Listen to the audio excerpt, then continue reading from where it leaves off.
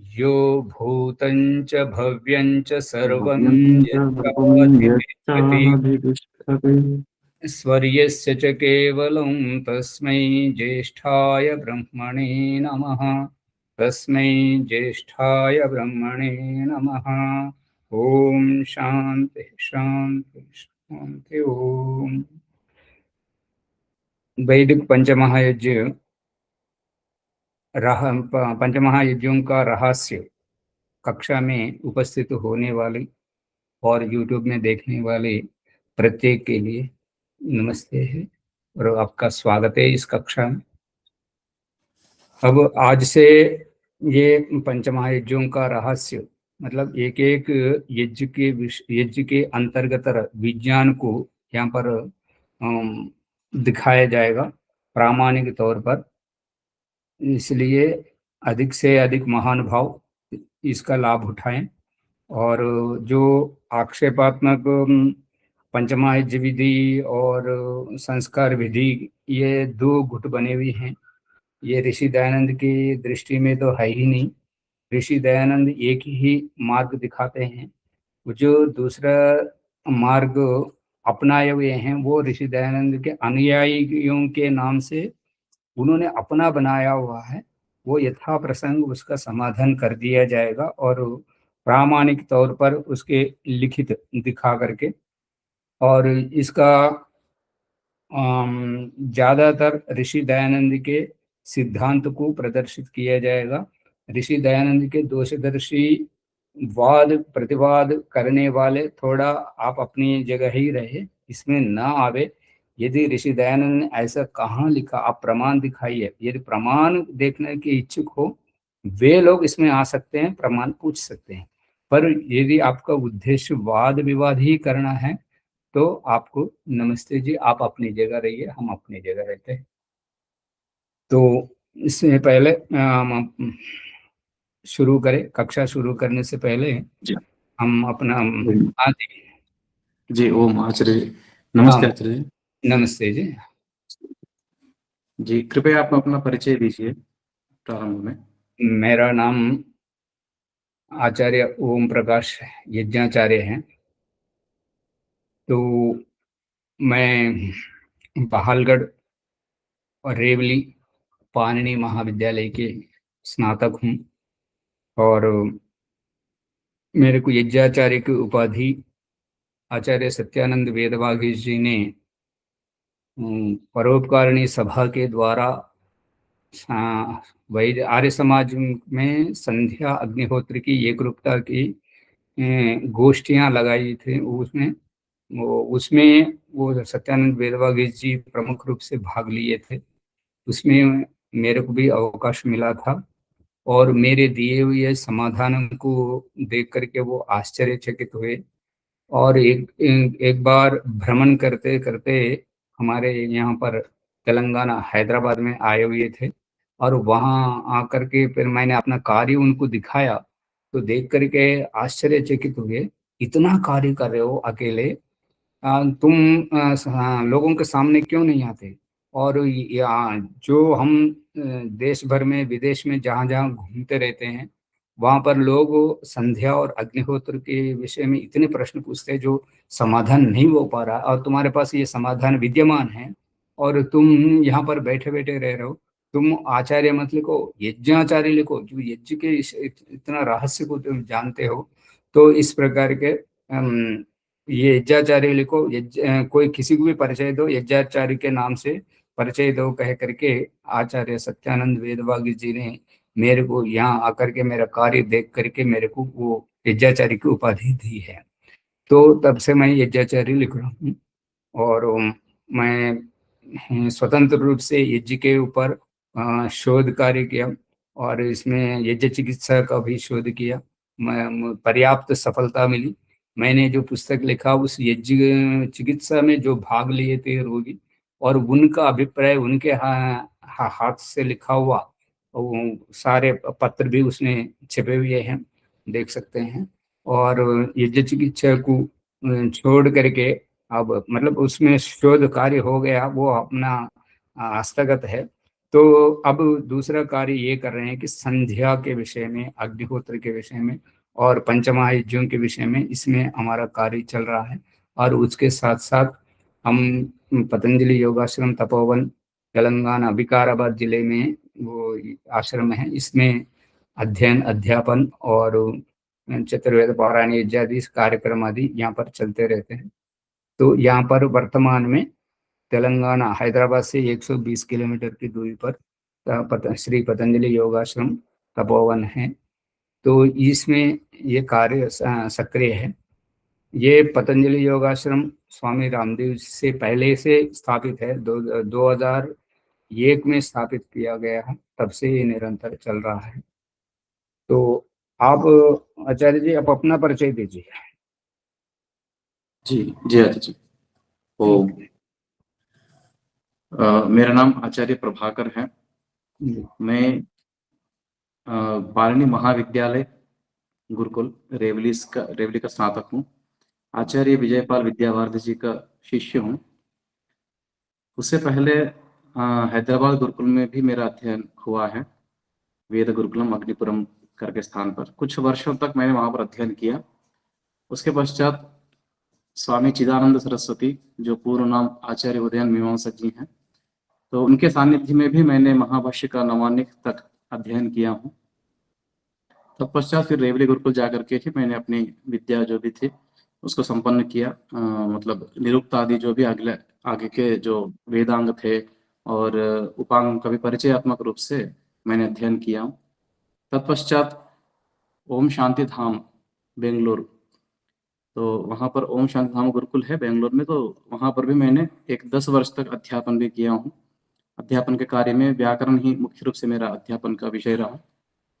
तत्पश्चात अभी मैं वर्तमान में शोध कार्य कर रहा हूँ उस्मानिया विश्वविद्यालय से। तो मेरे रुचि का जो विषय है बचपन से ही रहा है पंचमहायज्ञ, क्योंकि प्रतिदिन हम ब्रह्म यज्ञ देव यज्ञ प्रतिदिन किया करते थे प्रातः और सायं। इस कारण से मेरी रुचि जो है उसमें बढ़ गई कि मंत्र कहना क्या चाहते हैं, मंत्रों का इतना मतलब क्या भाव है हमारे जीवन से, क्या मतलब इससे, मतलब जो हम 2 समय में कर रहे हैं तो ब्रह्म यज्ञ को और फिर संध्योपासना जो हम कर रहे हैं, तो संध्योपासना के विषय में बहुत सारे भ्रांतियां भी हैं, जैसे त्रिकाल संध्या हो गया या इस तरह से बहुत सारे। तो बचपन से ही मेरी रुचि थी, मतलब मेरी जिज्ञासा थी कि जो है ये संध्योपासना का क्रम कैसे होना चाहिए, स्वामी दयानंद जी ने क्यों इसी क्रम को बताया है, इस क्रम से मतलब क्या विशेषता होगी आत्मा के उद्धार के लिए। तो इस प्रकार से फिर मनन मनन शुरू हुआ। तो मननात् त्रायते इति मंत्र कहते ही हैं। तो मनन के कारण जो है और भी कुछ नए नए तत्व, यानी तो नए नए अर्थ या नए उस प्रसंग के अनुसार भी कुछ निकलते हुए मुझे पता लगा। तो जिस कारण से मेरी रुचि के कारण मैं फिर शोध कार्य में अपना यही पंचमहायज्ञ विषय ही रखा हूँ। तो आचार्य श्री यज्ञाचार्य जी के अभी इस पावन सानिध्य से मुझे लगता है बहुत कुछ मुझे नया सीखने को मिलेगा। मैं 2 दिन से मैं कक्षाओं में उपस्थित हूँ, तो मुझे बहुत कुछ नया सीखने को मिला है जो मैं स्वयं पढ़ करके नहीं देख सका। उस विषय में भी इनका मार्गदर्शन है मेरे लिए, ये मैं बहुत सौभाग्यशाली मानता हूँ। और इस कक्षा को प्रारंभ करने के लिए पंचमहायज्ञों का जो रहस्य है उस रहस्य को जानने के लिए जो कक्षाएं प्रारंभ हुई हैं, कृपया आप सभी से भी निवेदन रहेगा कि आप सभी समय से जुड़ जाएं और इसके मतलब पंच महायज्ञों का महत्व क्या है, उनका रहस्य क्या है, इत्यादि विषयों पर हम विस्तार से विचार करेंगे। और आचार्य जी ने तो खुली छूट दी है कि प्रश्न भी खुल करके आप कर सकते हैं, कोई इसमें रोकना नहीं है। तो जो भी है, जो मतलब नया विषय हो यानी तो जो रहस्य है वो रहस्य सामने आ जाए हमें। तो इस प्रकार से आचार्य श्री से मैं निवेदन करता हूँ कि आगे का पाठ शुरू करेंगे। धन्यवाद। अभी इतना खुशी का विषय है, संतोषजनक विषय है कि हम दोनों एक ही गुरुकुल के हैं, एक ही आचार्य के शिष्य हैं। तो जी अंधाधुंध नहीं चलेंगे, तो समझ करके ही चलेंगे। ठीक है जी। जी। जहाँ पर मेरा आपसे निवेदन है कि जहाँ आपको विषय ना समझ में नहीं आए तो वहां पर विषय को आगे बढ़ने ना दिया जाए, समझ जी करके चले। ठीक है। जी हाँ अब संध्या ब्रह्म यज्ञ जो समाज में जो चल रहा है, तो उसमें पंचमहायज्ञ विधि के अनुसार जो चल रहा है, जी और वो उस पर सभी लोगों का झुकाव है, क्योंकि सबके सामने पुस्तक मुद्रित वही है, पंचमहायज्ञ विधि के अनुसार है। जी और इस पर ऋषि दयानंद जी क्या कहते हैं, और उनका मार्गदर्शन लेके चलते हैं। उनका जी मार्गदर्शन है, और वेदारंभ संस्कार में आप निकालिए, वेदारंभ संस्कार, जो संस्कार पूरा होने के बाद जो बालक से भिक्षा मंगवाई जाती है, तो उस प्रकरण को यदि आपको मिल गया तो पढ़िए। जी। तो इसमें वेदारंभ संस्कार में ये भिक्षाटन के पश्चात, हाँ भिक्षाटन जी। करने के पश्चात, जी, तो तत्पश्चात बालक पूर्व रखी हुई भिक्षा का भोजन करें। तो हाँ आगे लिखा है नहीं, फिर पश्चात। जी रुकिए रुकिए, उससे पहले क्या है कि वो भिक्षा मंगा के ला करके जी आचार्य के सामने धर दे। डरते हैं। जी हाँ, तो वो उसको ऊपर से दूसरा पैराग्राफ पढ़िए, तत्पश्चात अच्छा अच्छा, ब्रह्मचारी यज्ञ तत्पश्चात, कुंड। हाँ जी, हम्म। तत्पश्चात ब्रह्मचारी यज्ञ कुंड की प्रदक्षिणा करके कुंड के पश्चिम भाग में खड़ा रह के माता पिता भाई बहन मामा मौसी चाचा आदि से लेके जो भिक्षा देने में नकार न करें उनसे भिक्षा मांगे, और जितनी भिक्षा मिले उसे आचार्य के आगे धर देनी। तत्पश्चात आचार्य उसमें से थोड़ा बहुत कुछ थोड़ा सा अन्न लेके वह सब भिक्षा बालक को दे देवे, और वह बालक उस भिक्षा को अपने भोजन के लिए रख छोड़े। जी। आगे बढ़िए। तत्पश्चात, जी, तत्पश्चात बालक को शुभासन पर बैठा के पृष्ठ 41-42 में लिखे प्रमाणे महावामदेव्य गान को करना। तत्पश्चात बालक पूर्व रखी हुई भिक्षा का भोजन करें। पश्चात सायंकाल तक विश्राम और गृहाश्रम संस्कार में लिखा संध्योपासन आचार्य बालक के हाथ से करावे। ठीक जी है, हाँ मिल जी। गया। जी यहाँ एक भ्रांति ये रहती है कि गृहाश्रम संस्कार तो गृहस्थियों के लिए है, जी तो हमारे लिए तो है ही नहीं, हमारे लिए तो पंचमहायज्ञ विधि है, ये जी, भ्रांति है। हाँ तो जी, भी ये जो बालक को वेदारंभ संस्कार हुआ है, ये कितने वर्ष का होगा, मतलब उपनयन के बाद, या 8 वर्ष के आसपास। जी हाँ, अभी उपनयन के बाद वेदारंभ संस्कार के आरंभ में लिखते हैं कि ये हाँ, ऋषि दयानंद ये संस्कार उसी दिन करें जिस दिन हम्म, उपनयन किया हो, या जिस जी दिन अनुकूल हो उस दिन करें। जी, ठीक है, तो हाँ जी, मतलब उपनयन कितने वर्ष में करते हैं, 8 साल में। 8 साल में। जी हाँ, तो उस समय बालक को कुछ भी मालूम नहीं होता, तो उस जी समय आचार्य गृहाश्रम संस्कार में लिखा संध्योपासन बालक के हाथ से करावे। जी तो आचार्य करेगा तभी तो बालक से कराएंगे।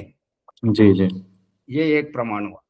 और दूसरा प्रमाण ये तो हुआ ऋषि दयानंद के अपने विचार, जी इसका कोई शास्त्रीय प्रमाण नहीं है, ऋषि दयानंद ही हमारे गुरु है, आदर्श है, इसलिए वे प्रमाण है। और आगे जी इसी वेदारंभ संस्कार में ब्रह्मचर्य सूक्त, ये बालक को आशीर्वाद देने के बाद उसी से आगे शिक्षा अन्न के जो जी प्रकरण हमने पढ़े थे उसके आगे, बालक हे बालक त्वम ईश्वर कृपया विद्वान शरीरात्म बल युक्त कुशली हम्म, वीर्यवान अरोग सर्वा विद्या अधीत्य अस्मान दिदृक्षु सन्नागम्या। हम्म, तो इस प्रकार का बालक को आशीर्वाद देने के बाद जो ब्रह्मचर्य सूक्त लिखा हुआ है अथर्ववेद का, उसका पहला मंत्र पढ़िए आप। जी। ओम आचार्य उपनयमानो ब्रह्मचारिणं कृणुते गर्भमन्तः तं रात्रिस्तिस्र उदरे बिभर्ति तं जातं द्रष्टुमभिसंयन्ति देवाः। अब ये जी सूक्त में तो 6 मंत्र है, हमारा जी, प्रासंगिक मंत्र पहला वाला है, पहले, उसको पढ़िए। जी हाँ जी, इसका भाषार्थ पढ़ूं। जी। जी, संक्षेप से भाषार्थ। आचार्य ब्रह्मचारी को प्रतिज्ञा पूर्वक समीप रख के 3 रात्रि पर्यंत गृहाश्रम के प्रकरण में लिखे संध्योपासना आदि सत्पुरुषों के आचार की शिक्षा कर उसके आत्मा के भीतर गर्भ रूप विद्या स्थापन करने के लिए उसको धारण कर और उसको पूर्ण विद्वान कर देता है। और जब वह पूर्ण ब्रह्मचर्य और विद्या को पूर्ण करके घर को आता है, तब उसको देखने के लिए सब विद्वान लोग सम्मुख जाकर बड़ा मान्य करते हैं। तो जी अब पहले वाले ऋषि दयानंद के अपने अभिप्राय में जो लिखा है वो जी। संध्योपासन शब्द आया हुआ है उसमें। हाँ, वो इससे इससे संध्या, पहले जो लिखा था वहाँ संध्योपासन का है। हाँ, गृहश्रम जी, संस्कार में लिखा संध्योपासन आया हुआ है। ये और संध्योपासन इस, आदि। हाँ जी। हाँ, इस मंत्र प्रकरण में जो संक्षेप से भाषार्थ कर रहे हैं, इसमें भी जी, संध्या शब्द आया हुआ कि नहीं? आया है हाँ, संध्योपासन आदि हाँ, गृहस्थम के प्रकरण में। के जी संध्योपासनादि सत्पुरुषों के आचार की शिक्षा, ये जी यहाँ पर भी आया हुआ। अब जी। गृहस्थाश्रम प्रकरण में एक बार चलते हैं। हाँ जी गृहश्रम प्रकरण में आप देखेंगे, ये शाला कर्म विधि है। ये जी शाला कर्म विधि, इससे पहले पहले ये लिखे हुए हैं पंचमहायज्ञ, और जी। उसमें नित्य कर्म की विधि, जो ब्रह्म मुहूर्त में नींद से उठा करके, तो हम्म, वहां पर स्त्री पुरुषों को, इसको पढ़िए विधि को एक बार। जी कहाँ से पढ़ूं? विधि विधि जो लिखी है ना। हाँ जी, विधि। नैतिक कर्म विधि। सदा स्त्री पुरुष 10 बजे शयन और रात्रि के पिछले प्रहर व 4 बजे उठ के प्रथम हृदय में परमेश्वर का चिंतन करके धर्म और अर्थ का विचार किया करे। और धर्म और अर्थ के अनुष्ठान व उद्योग करने में यदि कभी पीड़ा भी हो, तथापि धर्मयुक्त पुरुषार्थ को कभी न छोड़े, किंतु सदा शरीर और आत्मा की रक्षा के लिए युक्त आहार विहार औषध सेवन सुपथ्य आदि से निरंतर उद्योग करके व्यावहारिक और पारमार्थिक कर्तव्य कर्म की सिद्धि के लिए ईश्वर की स्तुति प्रार्थना उपासना भी किया करें, कि जिससे परमेश्वर की कृपा दृष्टि और सहाय से महाकठिन कार्य भी सुगमता से सिद्ध हो सके। इसके लिए निम्नलिखित मंत्र हैं, प्रातरग्निम प्रातरिंद्रम इत्यादि। ये प्रातः काल के 6 मंत्र, 5 मंत्र जी होने के बाद अर्थ सहित लिखे हैं, और उसके बाद हाँ जी पढ़िए। जी। तो इस प्रकार परमेश्वर की प्रार्थना उपासना करनी चाहिए जो मंत्र दिए हैं। तत्पश्चात अथ संध्योपासना विधि। तत्पश्चात शौच दंत धावन मुख प्रक्षालन करके स्नान करें। पश्चात 1 कोश व 1.5 कोश एकांत जंगल में जाके योगाभ्यास की रीति से परमेश्वर की उपासना कर सूर्योदय पर्यंत अथवा घड़ी आध घड़ी दिन चढ़े तक घर में आके संध्योपासनादि नित्य कर्म नीचे लिखे प्रमाणे यथाविधि उचित समय में किया करें। इन नित्य करने के योग्य कर्मों में लिखे हुए मंत्रों का अर्थ और प्रमाण पंच महायज्ञ विधि में देख ले में। ठीक है। जी अब यहाँ पर ये देखना है कि संध्योपासनादि नित्य कर्म नीचे लिखे प्रमाण है। आप कौन से जी। पुस्तक पढ़ रहे हैं, हमें तो प्रकरण बताइए ना फिर। हाँ जी, ये संस्कार विधि है, गृहाश्रम विधि में हाँ, तो संस्कार विधि मतलब, से। ये हुआ कि जो वेदारंभ संस्कार में 2 बार प्रमाण मिला है, उसका जी यहाँ पर उद्धृत कर रहे हैं कि अच्छा अच्छा जी। संध्योपासना नित्य कर्म जो है नीचे लिखे। ठीक है। नीचे तो मतलब पहले। हाँ, वेदारंभ संस्कार, ये संस्कार विधि जी गृहस्थाश्रम प्रकरण में, वहां की जी जी। प्रकरण बात चल रही है। जी। हाँ जी, तो यथाविधि उचित समय में किया करें फिर। जी। तो नीचे लिखे विधि, और आगे हम्म। बढ़िए। आगे इन नित्य करने के योग्य कर्मों में लिखे हुए मंत्रों का अर्थ और प्रमाण पंच महायज्ञ विधि में देख ले में। अब उसके ऊपर से पढ़िए। संध्योपासनाधि नित्य कर्म। संध्योपासनाधि नित्य कर्म जी नीचे लिखे संध्योपासना आदि। जी यथा विधि उचित समय में किया करे। विधि किया करें। संस्कार विधि के अनुसार ही है। जी। और आगे कहते हैं कि यिन नित्य हम्म, करने के योग्य, किन जी। नित्य करने के योग्य, जो संस्कार विधि में लिखे हुए उन नित्य करने के योग्य हम्म कर्मों में लिखे हुए मंत्रों हम्म, का अर्थ और प्रमाण जी पंचमहायज्ञ विधि में देख ले गए। देख सकते। अर्थात यहाँ पंचमहाविधि का प्रमाण यहीं तक है कि अर्थ एक बार लिख दिए थे, फिर वो बार बार लिखना नहीं पड़ेगा। जी तो उन्हीं मंत्रों का प्राय करके इसमें भी आ रहा है, तो अर्थ वहाँ लिखा ही हुआ है, दोबारा यहाँ लिखना नहीं पड़ेगा। जी। और ये बात कहाँ लिखी है, तो यहाँ पर आई है संस्कार विधि की भूमिका। जी, संस्कार विधि की भूमिका। सामान्य प्रकरण या भूमिका? नहीं नहीं, भूमिका, भूमिका के जो अंत में है ना। हाँ जी, हाँ जी। कहाँ से पढ़ूं आचार्य जी?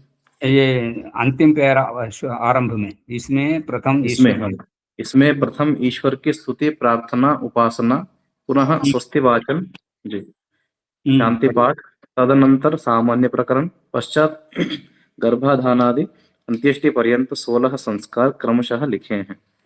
और यहाँ सब मंत्रों का अर्थ नहीं लिखा है, क्योंकि इसमें कर्म कांड का विधान है, इसलिए विशेषकर क्रिया विधान लिखा है। और जहां जहां अर्थ करना आवश्यक है वहां वहां अर्थ भी कर दिया है। और मंत्रों के यथार्थ अर्थ मेरे किए वेद भाष्य में लिखे ही हैं, जो देखना चाहें वहां से देख ले। में यहाँ तो केवल क्रिया करना ही मुख्य है।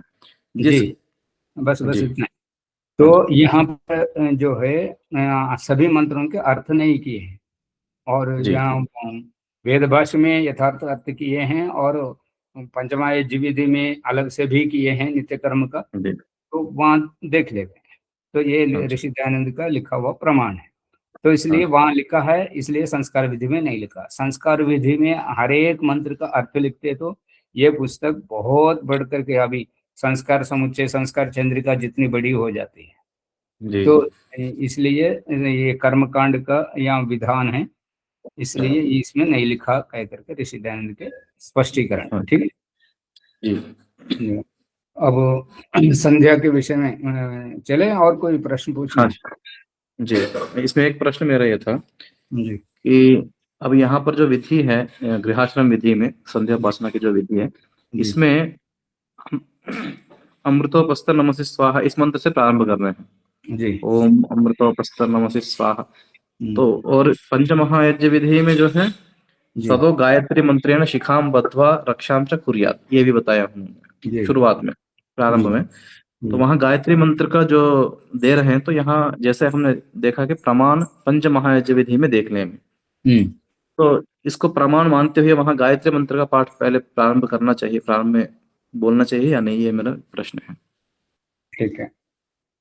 अभी ये प्रश्न मेरे से ओम प्रकाश से कर रहे हैं, यज्ञाचार्य से कर रहे हैं, या दयानंद से कर रहे हैं? हम अभी तो हमारी दयानंद कक्षा चल रही रुकिए जी, रुकिए। हाँ, अरे हम ऋषि दयानंद के अनुयायी हैं। जी, हम कितने भी पढ़े लिखे और मर्मज्ञ क्यों ना हो, जी, हम अपने संस्था के संस्थापक गुरु का पीछा करना है। जी, वो इस मार्ग में कितनी उन्नति की है, और जी, हमें क्या निर्देश दे रहे हैं, हमें कहाँ पर पहुंचा रहे हैं। जी, ठीक है जी। तो जी, उस प्रकार का ऋषि दयानंद का लिखा हुआ है यहाँ पर, जो जी, संध्योपासन है। पंचमहायज्ञ विधि में गायत्री मंत्र आदि, वो गायत्री मंत्र तो वेद मंत्र है, और वेद जी, मंत्र के अनुसार तो संध्या पंचमहायज्ञ विधि में है। जी, अब उस पंचमहायज्ञ विधि के अनुसार का जो संध्योपासन करना है, उसको मना जी, करके, और संस्कार विधि में ये कह रहे हैं कि संध्योपासनादि नित्य कर्म लीचे लिखे हम्म, प्रमाणे यथाविधि उचित समय में किया करें। जी, जिन नित्य करने के योग्य कर्मों में लिखे हुए मंत्रों का अर्थ और प्रमाण पंचमायज्ञ विधि में देख ले गए। जी, पंचमायज्ञ विधि की सीमा जहाँ पर गायत्री मंत्र को आप पढ़ना चाह रहे हैं संध्या के आरंभ में, वो जी, केवल प्रमाण तक ही, वहीं तक ही सीमित है, विधि में नहीं है, आरंभ में। तो वो अच्छा, क्यों नहीं है, और वो क्यों हम्म, नहीं है, क्यों नहीं देना चाह रहे हैं ऋषि दयानंद, इसका हम उन मंत्रों में प्रवेश करेंगे तो अब तब हमें समझ में आएगा ये वास्तविक तो यही है।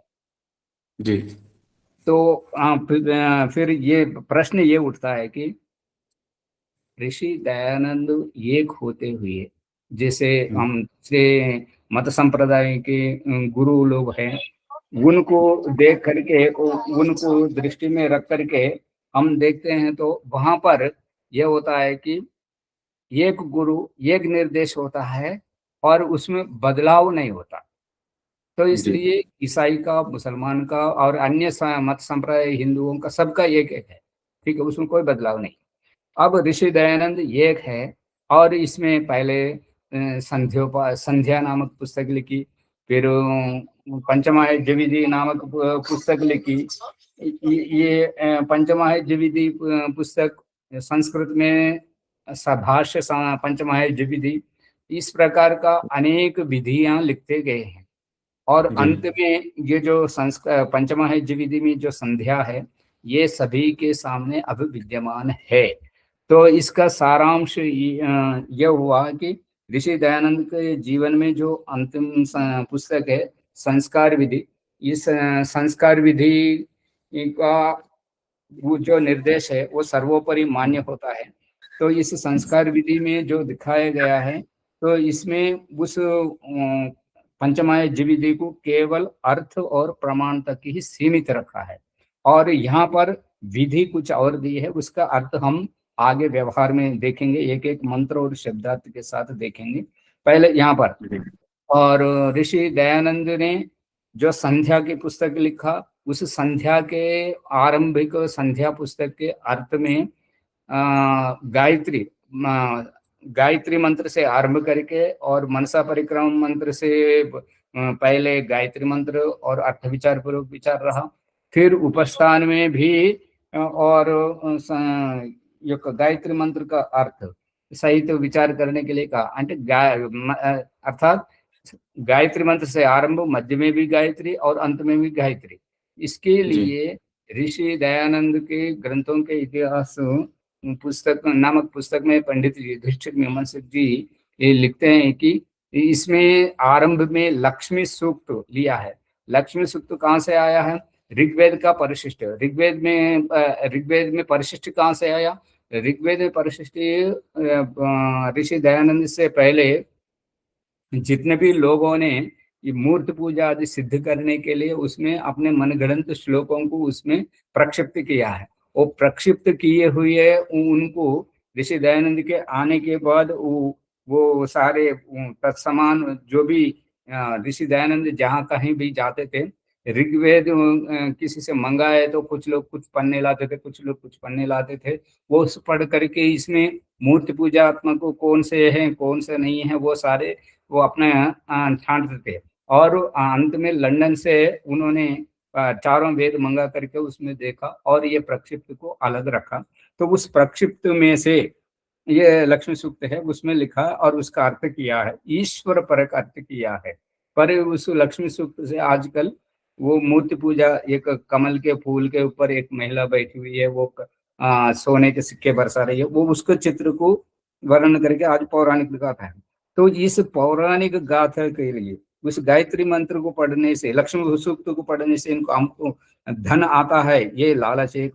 और दूसरा, उस समय किसी को गायत्री मंत्र नहीं दिया जाता था। गुरुडम परंपरा से जो भी गुरु मंत्र लेते थे, ओम नमो नारायणाय, ओम नमः शिवाय, वो इस प्रकार का एक वाक्य गुरु मंत्र के नाम से दिया जाता था।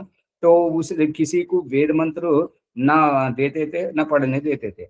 और ऋषि दयानंद सीधा ये यजुर्वेद में 32वें अध्याय में तीसरा या छठा मंत्र है, ऐसा कह करके उसका मंत्र संख्या सहित तो उन्होंने दे दिया।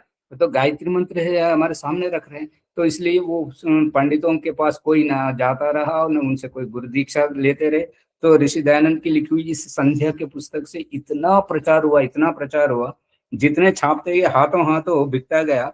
और सर्व हर एक पुस्तक प्रकाशकों से पूछते गए कि ऋषि दयानंद की संध्या की पुस्तक दो, ऋषि दयानंद की संध्या की पुस्तक दो। इतना ये सारी बातें अब पंडित युधिष्ठिर मीमांसक जी ग्रंथों के इतिहास नामक पुस्तक में लिखते हैं।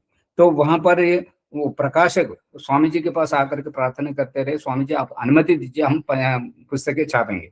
तो स्वामी जी अनुमति दे देंगे, वो पुस्तक छापते गए। इतना प्रचार हुआ, इतना प्रचार हुआ इस संध्या का, और उसमें परिवर्तन परिवर्तन लाते रहे। अब जो आज वर्तमान में हिंदुओं की जो दुर्गति हो रही है, तो हिंदू मंदिरों को गिराया जा रहा है, जो बदनाम कर दिया जा रहा है, और पंडितों को अपमानित किया जा रहा है जो दूसरे मत संप्रदायों के द्वारा। उसका कारण ये है कि हिंदू में जिस मंदिर में जो कोई भी महापुरुष राम है, कृष्ण है, हनुमान है, वो उनकी पूजा तो की जा रही है, पर एक उनके चरित्र का वर्णन नहीं किया जा रहा है। लोगों में राम के बारे में नहीं मालूम, कृष्ण के बारे में नहीं मालूम, हनुमान के बारे में नहीं मालूम, शिव के बारे में नहीं मालूम। मूर्ति पूजा वो सारे तो मालूम है, पूजा तो दिखा रहे हैं। तो वो उस पूजा करते करते ये पंडित को पैसे क्यों देना बेकार का, ये रिकॉर्ड चलाया जा रहा है। रिकॉर्ड चला जाने से तो सारे जड़वत हो गए।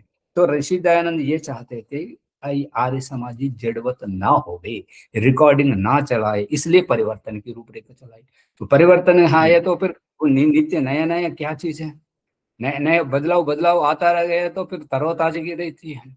तो इसलिए ये रिकॉर्डिंग की परंपरा से दुर्गति हो जाती है, गुरुडम परंपरा होती है, उस गुरुडम परंपरा में ना रहे, विवेक पूर्वक रहे। इसलिए ये बदलाव का, परिवर्तन का वो रूपरेखा दी है। और अंतिम में जो संस्कार विधि की रूपरेखा आई है, तो वो पंचमहायज्ञ विधि को ऋषि दयानंद ने स्वयं लिखा है कि यहाँ छोड़ने के लिए बात कही है। तो फिर वहां पर गायत्री मंत्र का तो सवाल ही नहीं। या आप, मेरे को अच्छा लगता है गायत्री मंत्र बोलना, आपको अच्छा लगता है, हम तो मान लेते हैं। तो फिर ऋषि दयानंद की विचारधारा से हम अलग हुए ना। ऋषि दयानंद जो रास्ता दिखा रहे हैं, जो मार्गदर्शन कर रहे हैं, उससे तो हम अलग हुए है ना। ये तो हाँ, ये हमारी मनमानीपना है ना। ये मनमानी को क्या ऋषि दयानंद से अलग कर रही है। तो यही यहाँ से पनपा है पंचमहायज्ञ विधि का पद्धति। ठीक है जी। तो गायत्री में लिखा है। और दूसरी बात, अभी संस्कार विधि का आगे देखेंगे। पंचमहायज्ञ विधि में गायत्री मंत्र से क्या करना है, शिखा बंधन, शिखा बंधन करना है। तो अब ये संध्योपासन सभी के लिए, महान भाव आप भी अपना कैमरा ओपन करिए। आर्य समाज वीबीपुरम से आए हैं, आप भी कैमरा ओपन करिए।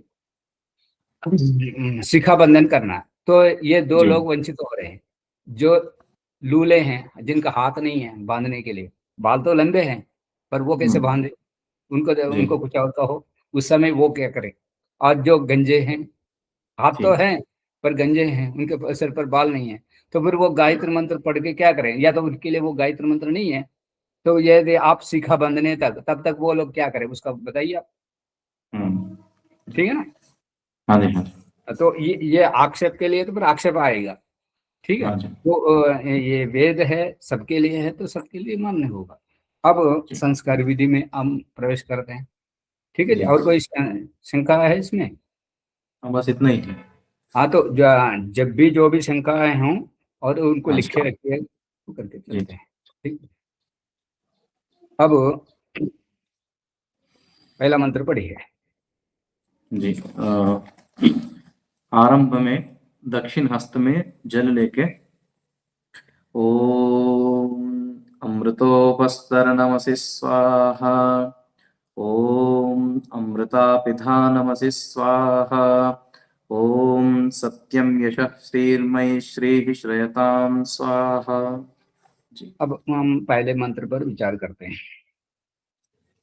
अब यहाँ पर अमृत क्या है, उपस्तरण क्या है, असी क्या है, स्वाहा क्या है, इनका सामान्य शब्दार्थ यदि समझ में आए तो मंत्र का अर्थ समझ में आएगा। तो यहाँ पर हम वो अब बालक है, गुरुकुल में बालक बैठे हैं या आचार्य बैठे हैं, गृहस्थ वो अपने दंपति बैठे हैं, कोई भी बैठे हैं, तो आंख मुंद करके बैठे हैं संध्या करने के लिए। उनको पढ़ाया जा रहा अमृतोपस्तरणमसि। ठीक है जी। और तो ये अमृतोपस्तरण में अब उनको वो कहाँ से समझे। हाँ जी, नमस्ते जी, राम मोहन जी। ठीक है। अब ये अमृतोपस्तरणमसि कैसे समझे। तो जी ये बालकपन से नहीं ले रहे हैं, आचार्य स्थान से नहीं ले रहे हैं, गृहस्थ के स्थान से नहीं ले रहे हैं, ये ले रहे हैं गर्भ से उत्पन्न होने वाले उस पिंड में जो आत्मा जी है वहां से ले रहे हैं। हम कण कण में व्यापक सर्वव्यापक परमेश्वर को हम मानते हैं वैदिक सिद्धांत के अनुसार। तो वो जो प्रसव से शिशु बाहर आ रहे हैं, तो उस अस्पताल में हो तो डॉक्टर हाथ पकड़ते रहते हैं, और घर घर में है तो दाई पकड़ते रहती है। तो उस दाई के हाथों में, डॉक्टर के हाथों में, डॉक्टर में ईश्वर को देख करके वो जीवात्मा ये कह रहा है कि हे प्रभु, मैं स्वर्ग सुख को ठुकरा करके आपका सानिध्य से बिछड़ करके मैं भटक भटक कर इतने जन्मों में घूमते हुए इस जन्म में, मानव जन्म में यहाँ आने पर भी इस मेरे जन्म को उद्धार करने के लिए आप उपस्तरण बने हुए हो। धन्य हो आप प्रभु। समझ में आ रही है बात? जी ये यहाँ से लिए है, मतलब गर्भ से बालक जन्मते हुए के वहां से ले रहे हैं। संध्या का अर्थ हम समझा रहे हैं।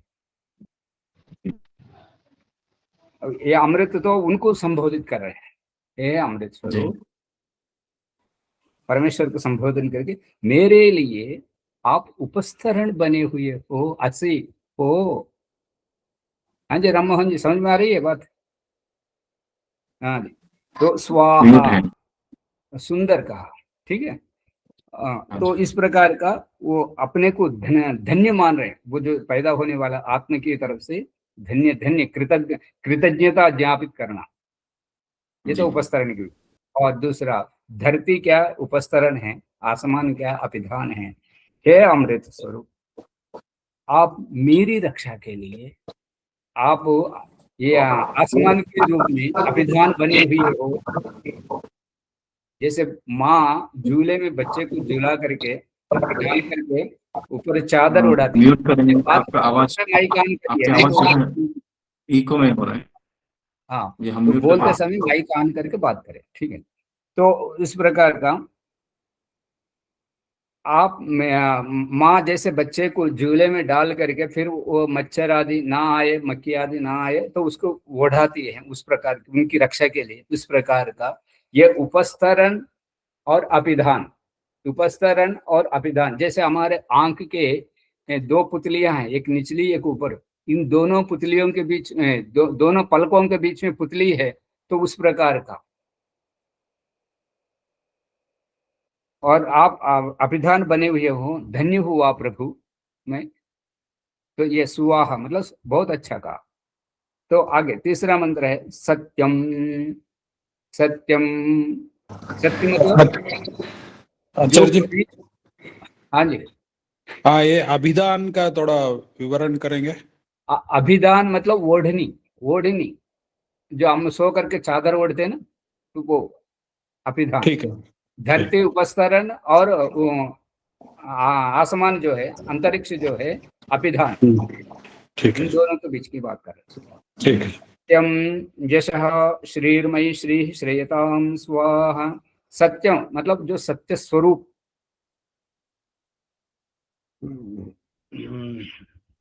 अब ऋग्वेद में, ऋग्वेद आदि भाष्य भूमिका में ऋषि दयानंद ने शतपथ ब्राह्मण का प्रमाण दे करके ये कहते हैं कि जैसे हम मनुष्यों को, जैसे जैसे हम मनुष्यों को ये जन्म दे रहे होते हैं, तो अपने संतान को जन्म देते हैं, उसी प्रकार का ईश्वर ने जीवात्माओं को जन्म दिया है। वो जन्म देने की वजह से यहाँ पर जैसे अपने गर्भ से जन्मते हुए बच्चे को हम अपना पुत्र मानते हैं, तो उसी प्रकार का ये ईश्वर आत्मानम जन्मम अदत्ता कह करके दिया हुआ है। और दूसरा ऋग्वेद में ये मंत्र आता है कि ये जीवात्माएं कहाँ से पैदा हुई, तो ईश्वर के गर्भ से पैदा हुई। तो वो बात को बताने के लिए, या हम सत्य हैं, ईश्वर भी सत्य है, तो सत्य अपने पुत्र को समझाने के लिए ये सत्य मतलब, सत्य कौन समझता है? जो भ्रांति में है वो सत्य को समझते हैं, पर है कि ये सत्य स्वरूप ईश्वर को, हे सत्य स्वरूप परमेश्वर कह करके उनको संबोधित करते हुए कहते हैं कि ये आगे अगमर्शन में भी सत्य है, और मार्जन मंत्र के ओम सत्यम पुनः तो पुनश्चरसी वहां पर सत्यम है, और प्राणायाम मंत्र के अंत में भी सत्य है, और ऋग्वेद के अंतिम सूक्त 190वां सूक्त, ऋग्वेद के 10वां मंडल 190वां सूक्त, और उसका प्रथम मंत्र है ऋतंच सत्यंच। उन्हीं 3 मंत्रों को अगमर्शन मंत्र के प्रकरण में हमें दिखाया, वहां पर भी सत्यम है। तो ये सत्य स्वरूप, सत्यवान होने के लिए ये सत्य को कह रहे हैं। सत्य स्वरूप कौन? परमेश्वर को जीवात्मा देख रहा है और जीवात्मा को सत्य को देख रहा है। तू मेरा पुत्र है, तू कहां कहां भटक रहा है। पकड़ में आने के बाद, क्योंकि कैसे बांध दिया? उपस्तरण और अपिधान, इन दोनों के बीच में बांध दिया। तो सत्यम, इसमें द्वितीय विभक्ति दिया हुआ है सत्यम। हाँ, और यश, यश जो है कर्मफल, वो सक्रिय है। उस कर्मफल के भटकाते हुए उसमें आ करके और इस मनुष्य जन्म में ये आए हुए हैं। तो इसलिए यश कर्मफल के आधार पर, और श्री और पुरुषार्थ से, ये श्री मतलब पुरुषार्थ से जो भी धन संपत्ति कमा रहे होते हैं, उस धन संपत्ति, और दूसरा श्री है बुद्धि। ये सब जो है मई शयताम, मुझ में आश्रित रहे, मेरे आश्रित रहे। वो कौन प्रार्थना कर सकता है? ईश्वर कर सकता है या जीव? जीव कर सकता है। जीव। ये जीवात्मा की बात हो रही है। तो संध्या बैठे हैं, संध्या के लिए बैठे, हम आंख मूंद करके बैठे हैं, तो हमारे से कोई लेना देना नहीं है। हम कहाँ से पैदा हो रहे हैं और कैसे हम बढ़ रहे हैं, कैसे हमारे जन्म से लेकर के और मुक्ति तक को ये यात्रा करा रहे हैं। तो इसमें एक एक प्रकरण में एक बात समझ में आएगी। ये श्रेताम स्वाहा प्रकार का। और कोई संदेह इसमें? आगे बढ़े। इसमें एक संदेह है मेरा। जी मेरा एक संदेह है इसमें। आपने बताया अमृतोपस्तरणमसि स्वाहा और अमृतापिधानमसि स्वाहा, इन मंत्रों को जो है जब शिशु जन्म लेता है तो जन्म लेते ही उपस्तरण है, आप उपस्तरण है, आप अपिधान है, ऐसा उनको मतलब उनको अनुभूति जो हो रही है, ये प्रत्येक शिशु को होता है या किस प्रकार? ये मेरा प्रश्न। नहीं है, वो बात नहीं। गर्भ से बाहर आ रहा होता है, गर्भ से बाहर आ रहा होता है। जब सिर बाहर होता है तो वहां पर उनको पकड़ने वाले कौन है? जो हाथ है, जो डॉक्टर है, जो दाई है। डॉक्टर है, दाई। तो उनके हाथों में, उस डॉक्टर में ईश्वर का स्वरूप को पहचान करके ये कह रहे हैं, मेरे लिए बने हुए हो। जी। हाँ, मेरे लिए आप तो उपस्तरण बने हुए हो, धन्य हुआ प्रभु कह करके यहाँ पर उस जन्मते हुए, जन्मे हुए को नहीं, जन्मते हुए, जन्मते हुए। जी। हाँ, जन्मे नहीं अभी, जन्मते हुए के लिए। हाँ जी। तो वो भाव प्रत्येक शिशु में आता है, ऐसा हम कैसे समझे? हाँ, ये बात ये भाव शिशु में नहीं आता, बिल्कुल नहीं आता। ये कल्पित है, ये कल्पित है। ये स्पष्टीकरण आगे जाकर के होगा, अंग स्पर्श के प्रकरण में होगा। क्योंकि यहाँ पर वो क्या बोलते हैं, किसमें लिपटता है? वो झिल्ली में लिपटा हुआ होता है, आंख मुंदे रहते हैं, और नाक में वो सारे गंदगी भरी रहती है। तो वो उनको सोच समझ कहाँ से आती है? ये केवल कल्पना है, ये बात, और वो आगे जाकर के स्पष्ट हो जाएगी। जी, ठीक है जी। हाँ जी। और हाँ जी, इन मंत्रों के पश्चात ओम वांग आस्यस्तु जो वो अलग, वो प्रकरण है। आप संध्या कर रहे हैं तो फिर इसको, क्योंकि वीडियो सुनने वाले वो सोचेंगे भाई ये वांग मास यहाँ कहाँ से आए, वो अग्निहोत्र के प्रकरण में वहां देखेंगे। अग्निहोत्र। जी, ठीक है, ठीक। हाँ जी। और अब तो तीनों आचमन तक ही आज पूरा हुआ। तो रामोहन जी आपका परिचय दीजिए, तब तक ये हो गया 2 मिनट। अब माइक ऑन करिए। मैं आर्य समाज बीवीपुरम में रहता हूँ आचार्य जी। आपका सुनाई दे रहा है? हाँ जी, हाँ जी, सुनाई दे रहे हैं। हाँ जी। मैं इंजीनियरिंग किया हूँ और उसके बाद काम करता था, बीच में छोड़ करके फिर गुरुकुल में गया था 2.5 साल तक।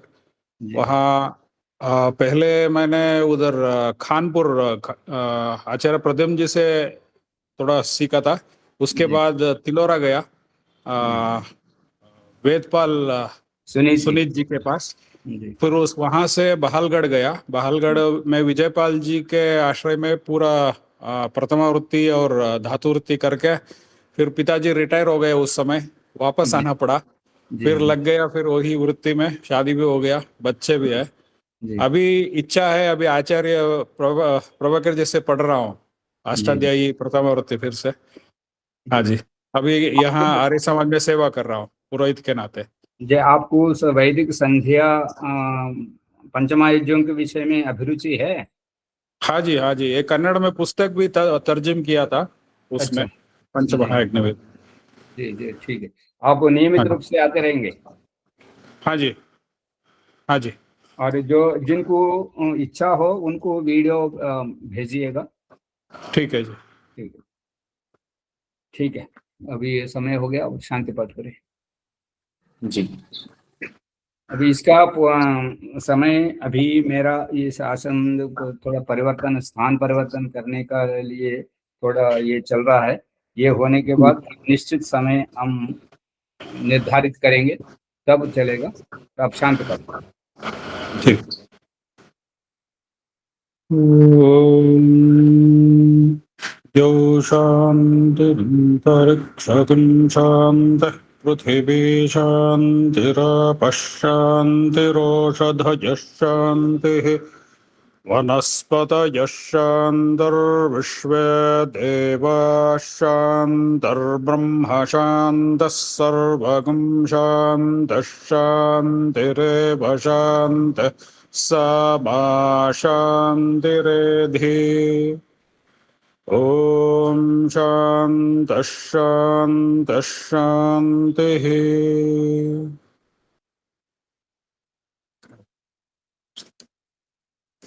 नमस्ते, धन्यवाद।